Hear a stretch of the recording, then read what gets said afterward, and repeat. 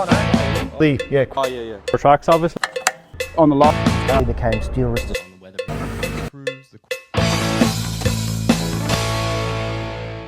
Welcome to another episode of Earthworks Hub, guys. Today I have a special guest. I have Ashton Lavaring.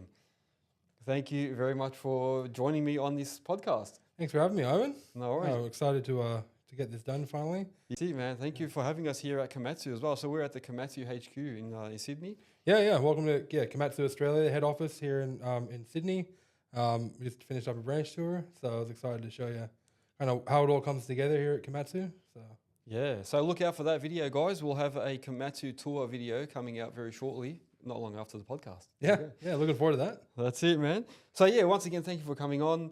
I suppose we'll split this in two. We'll talk about yourself a little bit first. Yeah, sure. And then we'll talk about Komatsu and how you got around to that. So yeah, no worries. So tell us a bit about yourself. Give us a bit of a background. Yeah, I guess the background for me, everyone's wondering, like, I got the American accent, like, you're from here, you're from there. So born and raised in Australia, bounced around Australia a bit with my stepdad and moving around. Like, he was in mining, so got to see a bit of the countryside, I guess you could say, living in Mount Isa for a fair bit.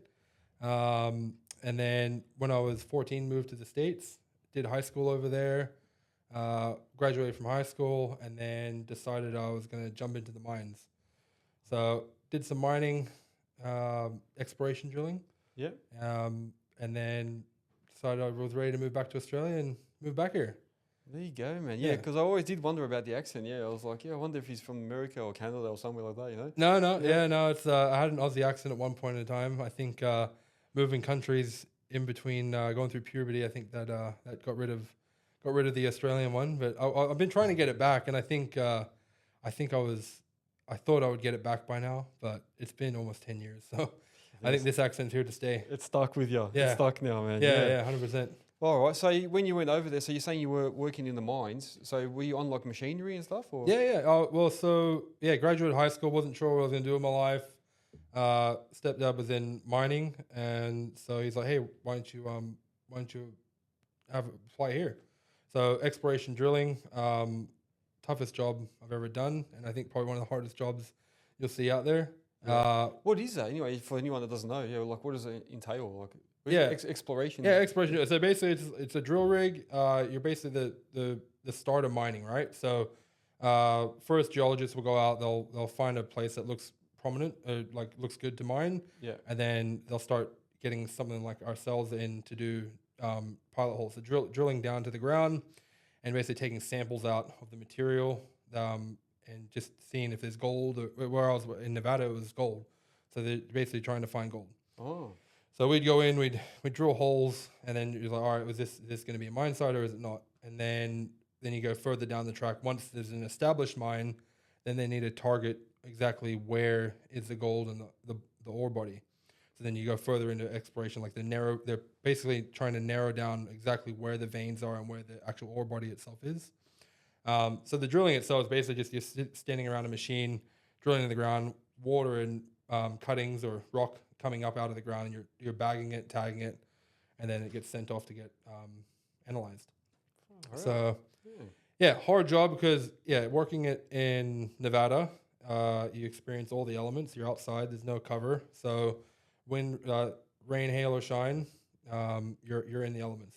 Yeah. So probably the worst was like working in Alaska, experiencing like a winter time up there, getting down to like -20 was rough. Like no matter how many layers you put on, you can never stay warm. So did that for for 6 years I think, and then did a bit of water well drilling in California, which that was awesome. Loved that. Basically, same thing. You're drilling into the ground, but except for minerals, like except for looking for minerals, you're looking for water. Oh. And so it was just on the outskirts of where I lived in California, in the foothills there.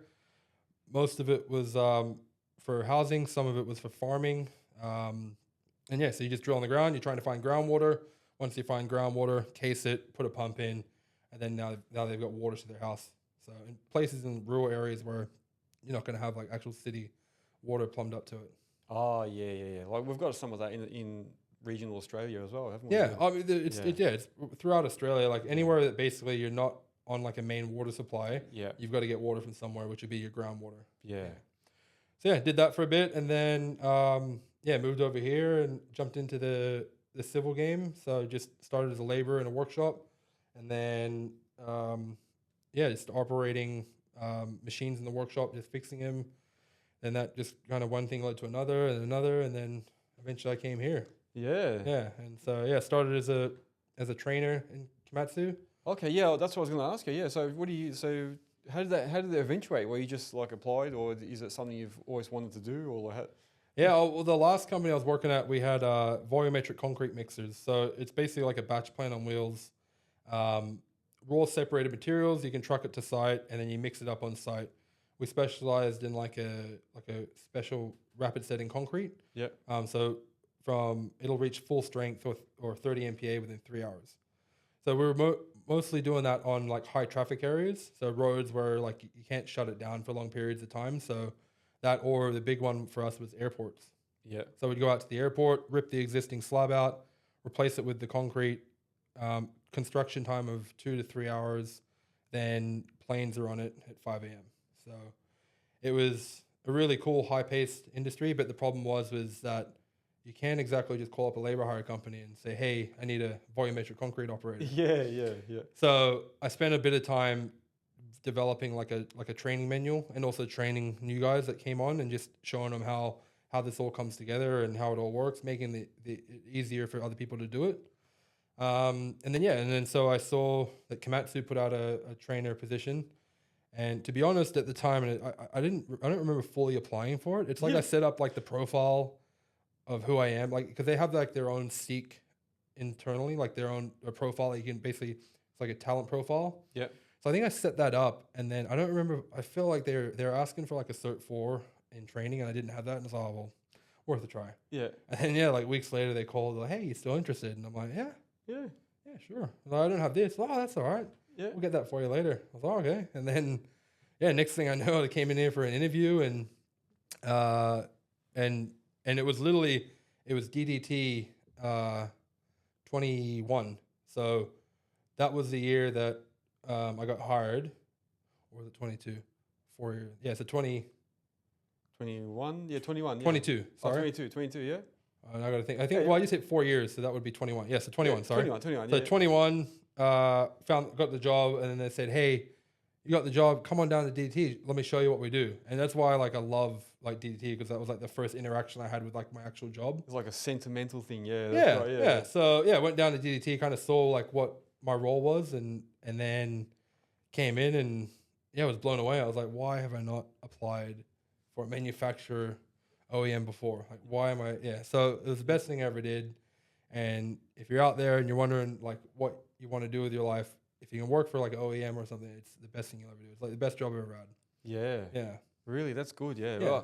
Well, even just from the tour we did today, I can see like it's a very professional, company that has systems in place and that. So I suppose it's a good place to work, And 100%. Yeah. I mean, well, like the benefits of working for this Komatsu is unreal. Like just speaking from my experience, is the parental leave policy. Yeah. We just had a baby last year, and I was able to take 4 weeks at birth to be with my partner, my wife. Oh, wow. And then once my wife returned to work, I became the primary carer, and I was able to take another 3 months off, just with our Komatsu. Yeah. That's really cool. Yeah. Yeah, to be able to spend that time with your kids, like when they're first born, is something you'll never get again. So yeah, it was awesome to be able to get like full benefits and have the time off with my son and watch him grow in those crucial time. It was awesome. Yeah, and still, like you're saying, still be employed and getting paid and and knowing that still everything's secure. Yeah, that's good. Yeah, so I started as a trainer. I worked in that role for about 2 years, and then transitioned to smart construction, which is within Komatsu. It's just a different division. Yep. So I'm the technology advisor for New South Wales. There's 2 of us in each state or each region, and basically we look after all of our smart construction products. Yeah. So that could be our 3DMG, 3DMC, SQS, Edge, all the smart construction products suite we kind of are the go-to people for it. Oh, okay. Yeah. All right. I was going to ask you that. So what do you actually do now? Yeah. So what is that? What is it? So you said a couple of words there that a lot of people probably wouldn't even know. Yeah. Like, Yeah. So what are they? Yeah. What do they entail? Yeah. They're all just like acronyms shortened down, right? Yeah. We're good at Komatsu. We've got a whole actually like list of like what these like acronyms mean. Yeah. But yeah, so 3DMG, 3DMC is essentially 3D machine guidance and 3D machine control. Yep. So machine guidance is visible, like you've got a screen, you can see your guide, you're getting guided.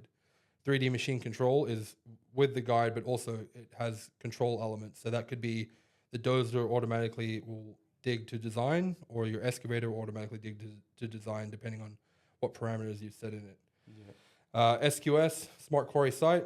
So that's a great tool for quarrying. Something you can manage your site, manage where your material's going, manage your payload data, everything to do with managing your fleet. Edge is another great product that's for part of our drone and surveying stuff. Still learning on the Edge too, Edge, so we probably won't deep dive into that. But yeah, that's what all those acronyms mean. Yeah, it's funny that these roles exist. Like if you think back, maybe even 5 years ago, man, a lot of companies might not have had these sort of roles because everyone's now moving into these like GPS systems and that.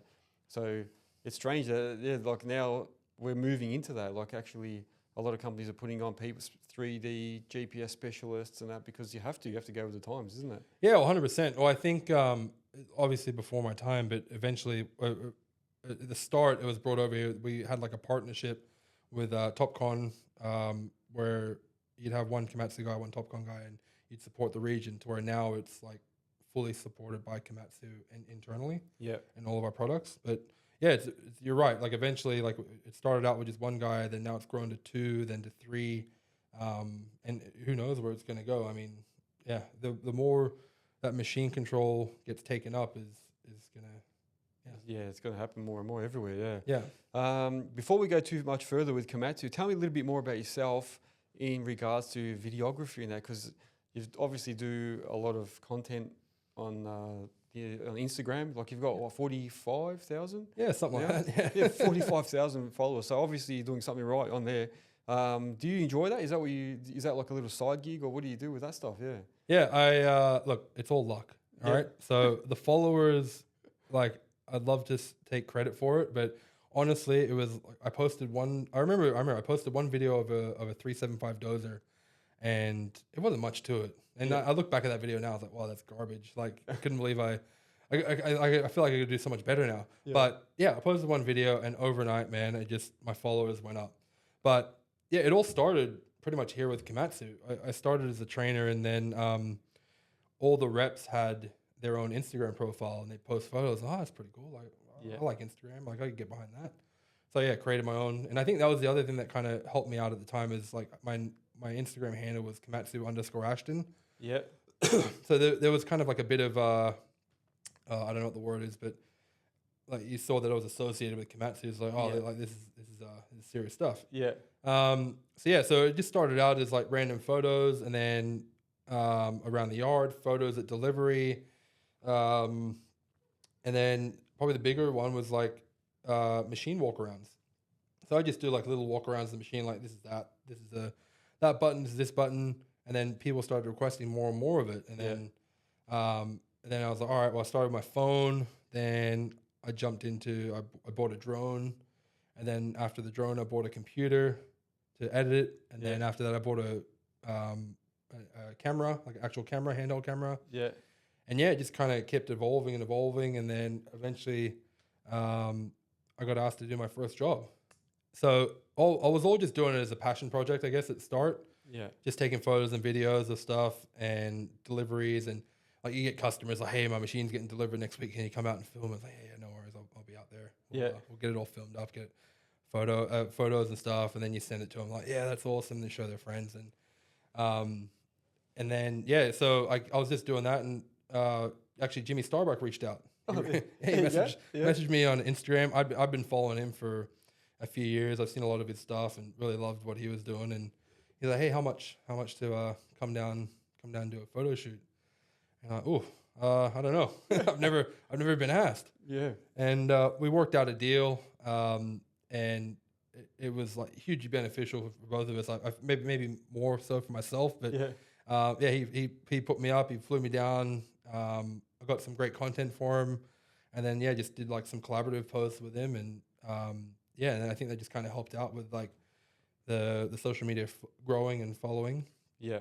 And then I've done odds and ends outside of Komatsu for other customers on the side, but it's definitely a passion. I think it got away from me a bit last year, where I was focusing more on kind of like finished jobs rather than like machinery itself and people, and that's kind of what I wanted to get back to this year. Yeah. And so the plan is this year is just to do more like influencer type stuff around machinery.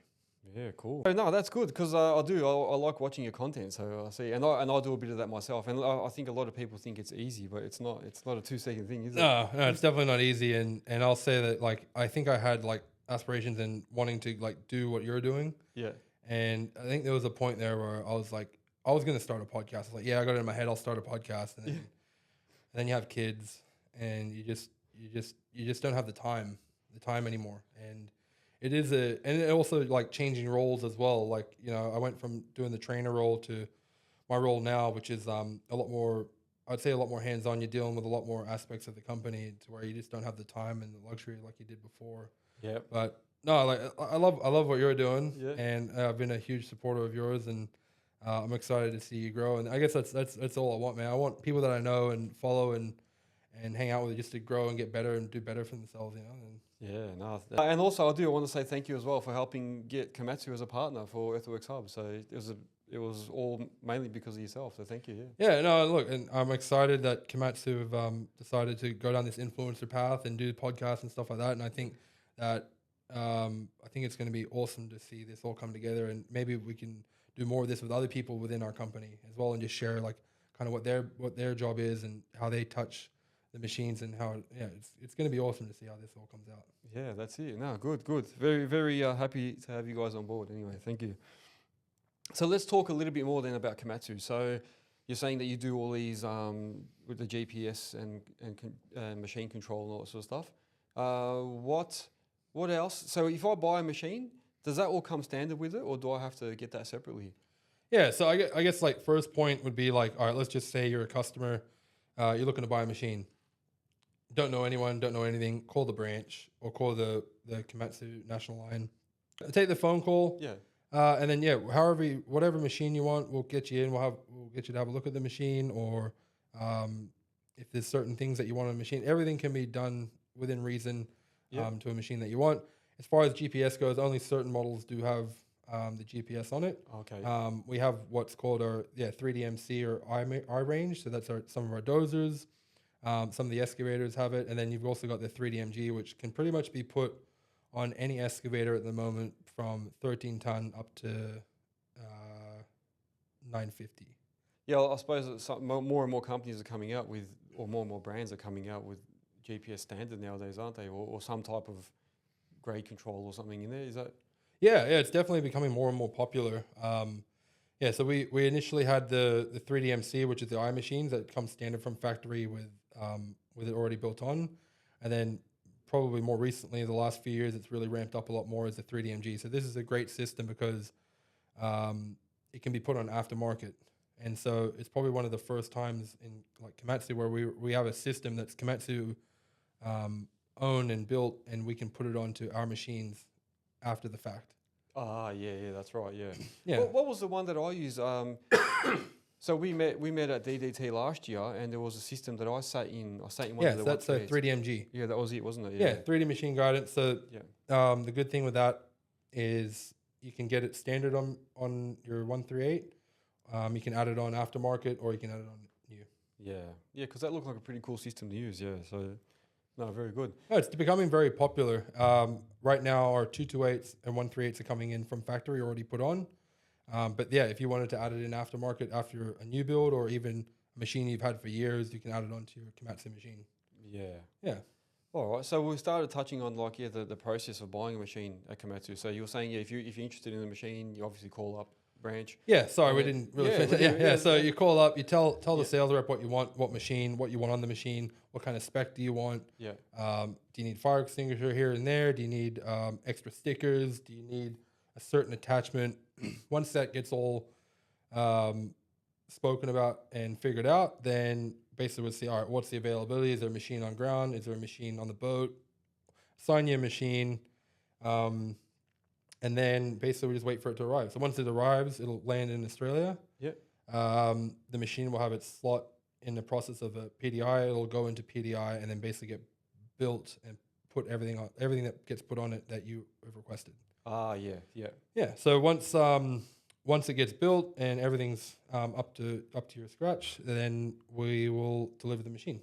Yeah. So delivery will be done whatever site you want it to be done at, and at the delivery, usually you'll get the sales rep, and depending on what's on it, the trainer, if it's a construction machine. Yep. So that's my old role. So the trainer will come out to the machine. He'll basically walk you around the machine and do any kind of familiarization with you on the machine itself. Yep. And then if it has any of our smart construction products, I'll also attend either the delivery at the time or days later. I prefer to do it days later because there's a lot of information. If you're a new customer, you get a brand new machine, you've got the sales rep walking you around, you've got the trainer familiarizing you, and then, hey, let's talk about GPS for a few hours, and then now I'm going to leave you and remember it all. Yeah. If we can capture it a couple of days later, I feel like the training gets across a lot better, and you kind of keep whatever you've learned. So yeah, if it has GPS products, then I'll come out, we'll do the training, and that's basically the site setup, and then the training on the GPS itself, and any background apps that it's included in it. Yeah, because I was going to say, what if you're someone that's never used GPS at all and you buy one? Would that training be sufficient, you reckon? Like, would be enough to get them going? Look, I think sometimes you probably would need to play around with it yourself and figure it out. But the initial handover is just kind of like what all the buttons do, what's this and that. It's definitely it's going to be a lot harder for anyone that's never learned GPS, right? So yeah. You're basically trying to teach someone how to drive a car that's never driven it. So Yeah. do I think that a 2-hour, 3-hour handover is going to take someone that doesn't know anything to an expert? No, but it'll basically get the ball rolling on the groundworks of it. And then the other cool thing is that like most of the GPS packages that are delivered it includes remote support.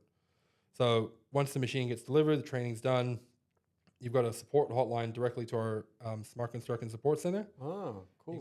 You can call that hotline, and if you have any issues or don't know how to do something, call them up like, hey, how do I change the color of the background? How do I measure my bucket? How do I make sure that my machine's actually benching correctly?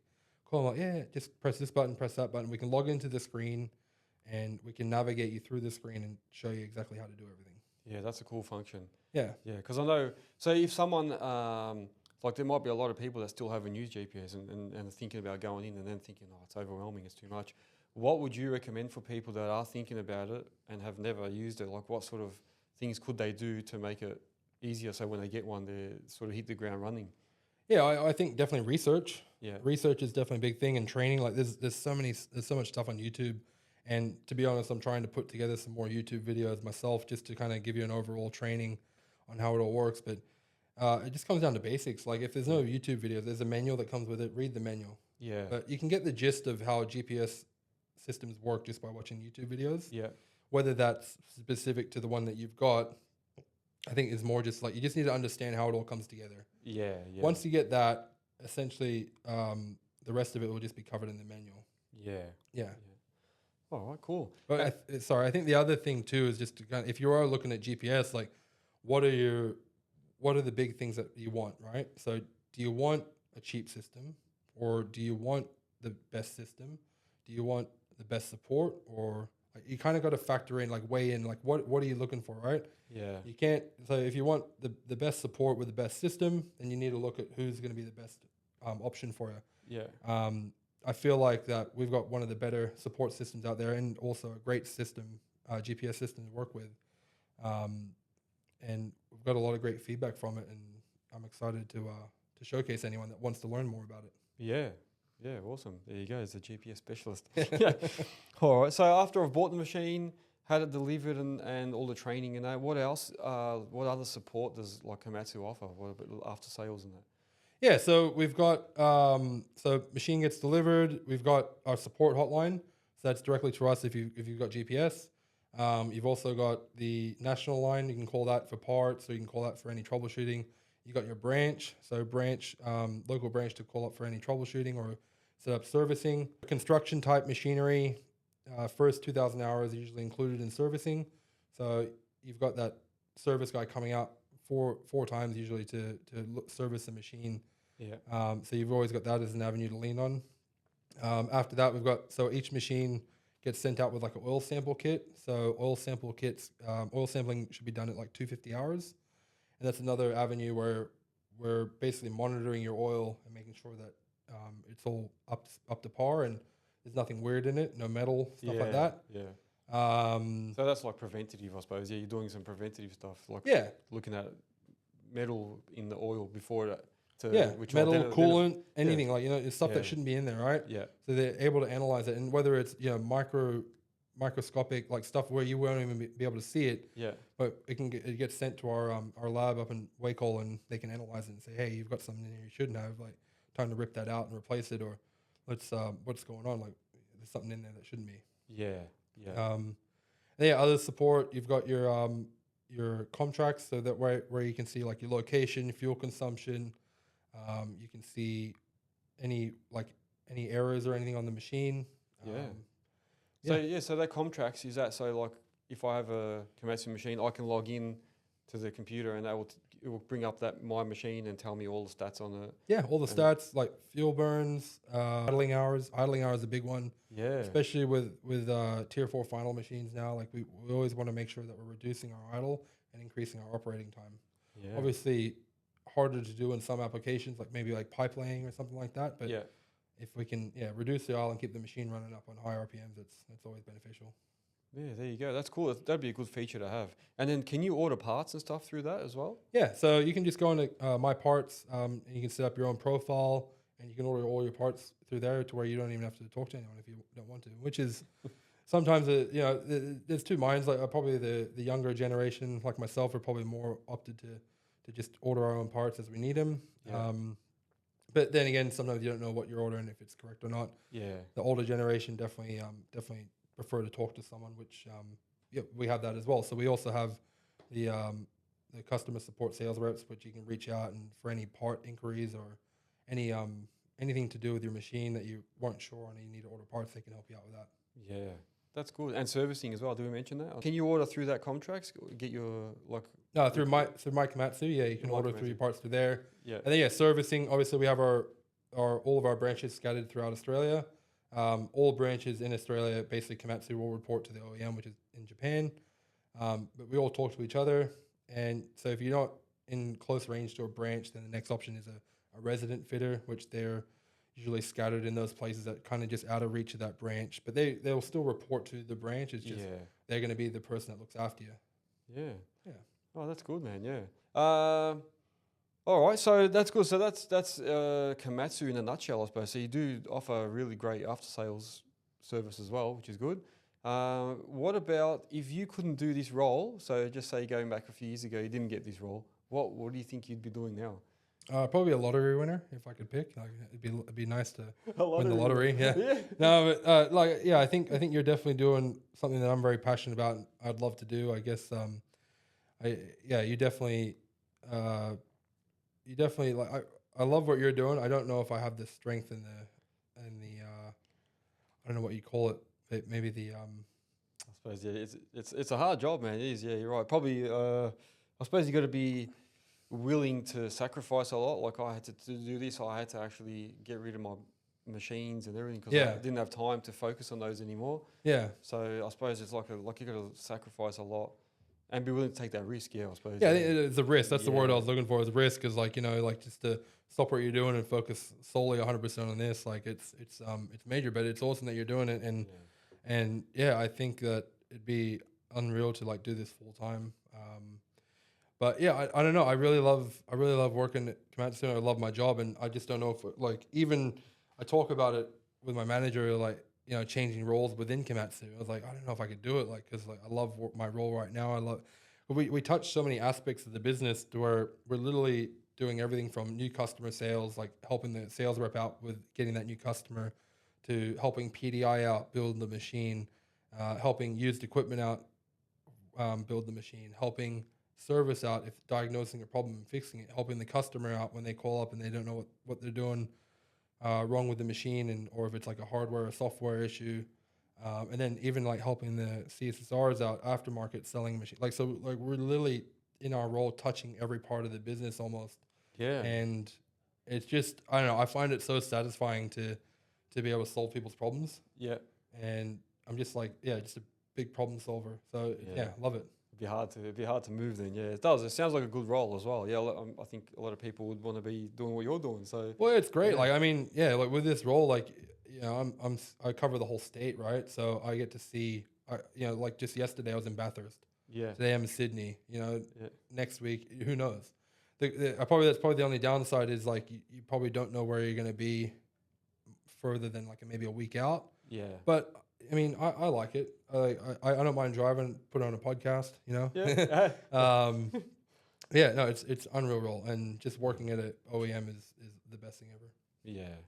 And then what about, so future-wise, I mean, I know you're probably saying that you don't really want to change roles. Where do you see yourself in the next, I don't know, 5 years? Like, I don't know, somewhere in a different role within Komatsu, I'm guessing. Yeah, I mean, like I'd love to tap into sales, maybe look at like a sales role. That'd probably be something that I'd be pretty interested in. I know like to move up within Komatsu, you kind of have to have some sales experience. Yep. So yeah, being in a sales role would be good. Just trying to engage with customers on that level. That'd be something I could see myself in 5 years. The problem with the sales roles is they're very closely guarded, and they don't typically change a lot, right? So the same sales reps really that have been in the roles that I'm in now, they're still there. So when one of those open up, like it's very hard to get. yeah, I imagine. Yeah. Yeah. Oh, very good, man. Very good. What else? Is there anything that you wanted to add? Have I like missed any questions or any topics that you want to cover?